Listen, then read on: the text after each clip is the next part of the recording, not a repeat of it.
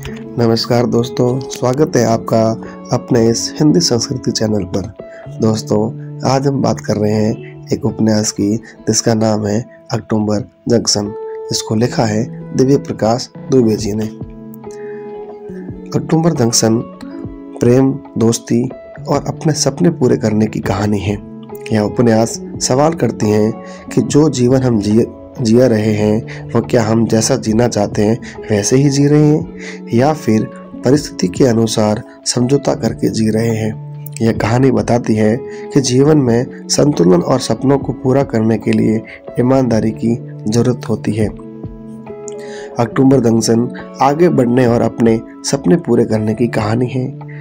यह हमें जीवन में उपलब्धियों को पाने के लिए प्रेरित करती है, संघर्षों को पीछे छोड़कर उनके ऊपर विचार करने के लिए प्रेरित करती है।